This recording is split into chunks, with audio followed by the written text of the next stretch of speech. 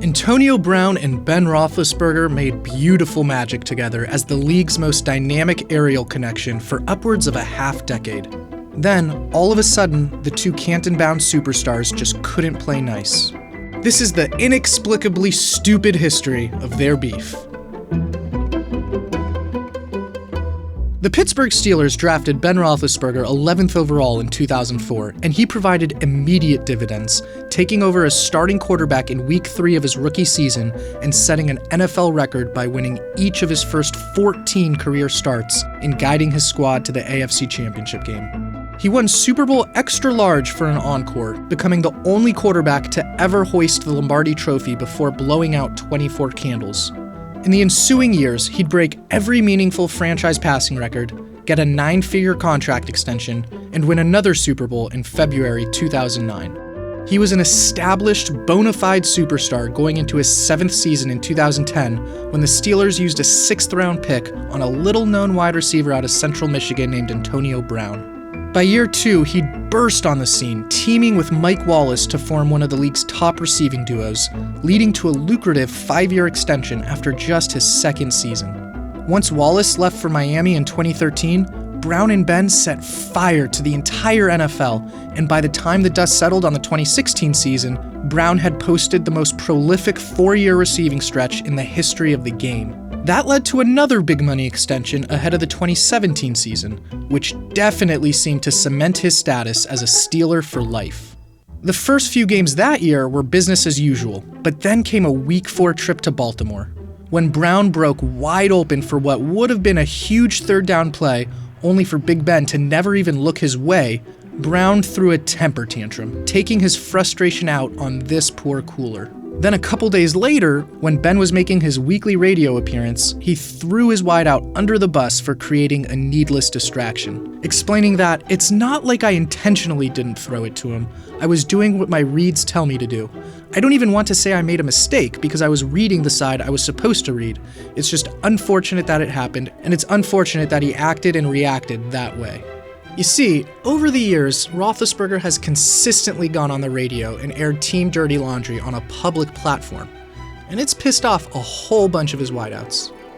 After Emmanuel Sanders left Pittsburgh to sign with the Broncos, he went out of his way to note how much better of a leader Peyton Manning was than Ben Roethlisberger, and noted his discussions with Wallace on the topic of Ben calling teammates out on the radio. I said if Ben called me out on a radio show the next day, I would literally walk up to him in the locker room and say, hey, man, don't do that. Keep my name out of your mouth. Legendary Steelers wideout Hines Ward also voiced similar beliefs regarding Ben's leadership as it pertained to those radio segments. I just think he has to take the initiative to kind of do more as a leader, not just being able to call guys out on his radio show. You don't have to air it out to the public where everyone can hear. Things were at least fine on the field throughout 2017. Brown notched his 5th consecutive All-Pro season as the Steelers won 13 games and repeated as division champs. But 2018 represented a huge fork in the road for the organization. With Roethlisberger aging and star running back Le'Veon Bell on sabbatical, their window to contend was diminishing. They kicked off the season by failing to defeat a Browns squad who had lost 34 of their previous 35 games. So tension was already high when they welcomed Pat Mahomes and the Chiefs to the big ketchup bottle. Near the goal line, down 12, with just a couple minutes left, Brown expected and wanted that touchdown, but Ben had other plans and was able to scramble for the TD. Brown was irritated even though his team, scored.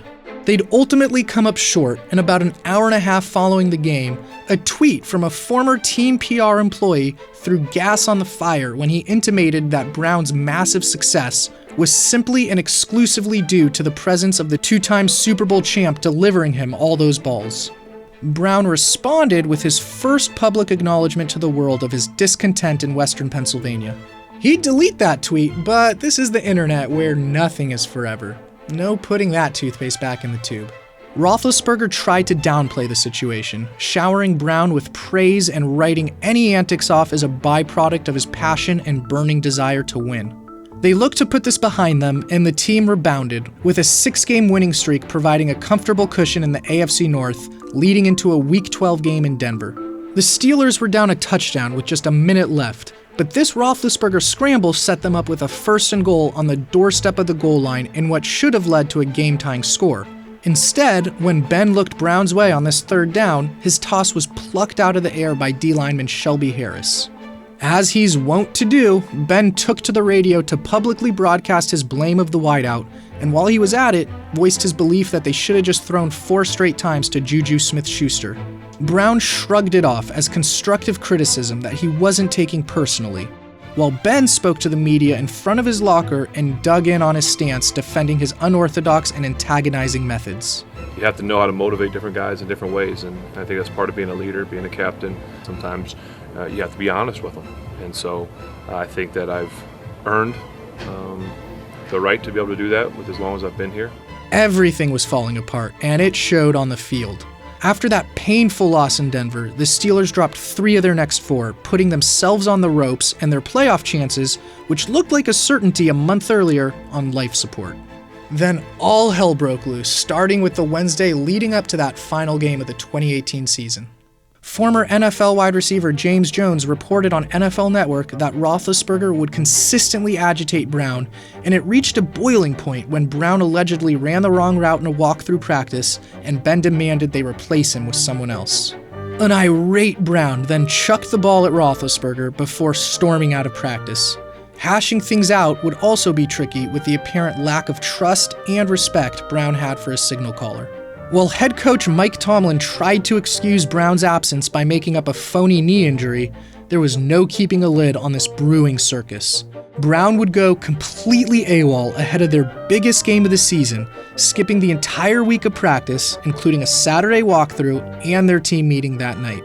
Yet he somehow was under the impression that he'd still take the field and play the next day, and when he didn't, he left the stadium at halftime.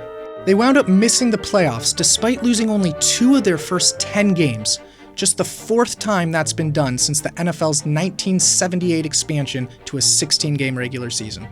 Ben then did his final radio segment of the season, and while he said some nice things about his wideout, he also made sure to point out that Brown wasn't returning any of his texts or calls. About 7 weeks later, things reached DEFCON 1.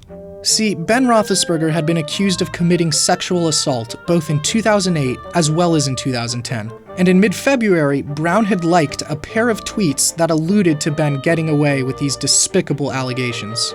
If there were ever any chance before that these two could bury the hatchet and move forward, this was the match that burned any and all remaining bridges between Brown and his quarterback. But Brown didn't stop there. The very next day, he took to social media to accuse Ben of having an owner's mentality, that he can call out anybody he pleases with no means of recourse anyone can take. Their GM, Kevin Colbert, was totally cool with it too, even enabling that dynamic, and alluded to Ben's 52 teammates as kids, which only served to underscore and validate Brown's point. Running back Le'Veon Bell, fresh off signing a long-sought multi-year deal with the Jets, explained that doing things Ben's way was tough, and that management allowed him to become larger than the team.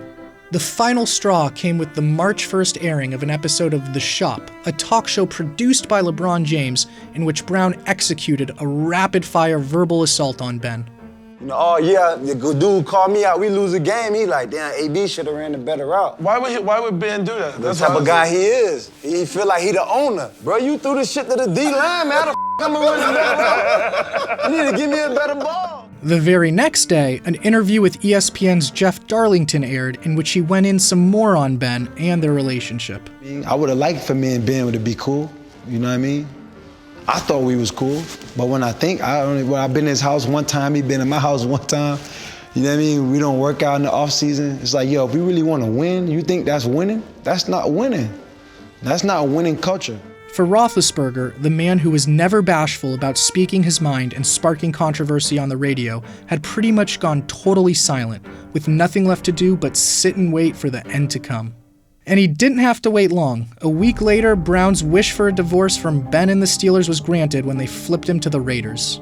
Problems that could have seemingly been hashed out behind closed doors were instead exacerbated when taken public. Ben perceived his star wide receiver to be too hot-tempered, erratic, and sloppy.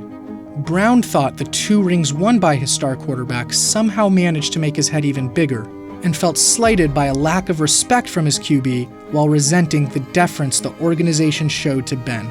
Things quickly spiraled out of control when the two were forced to coexist as teammates. Now, that's ancient history.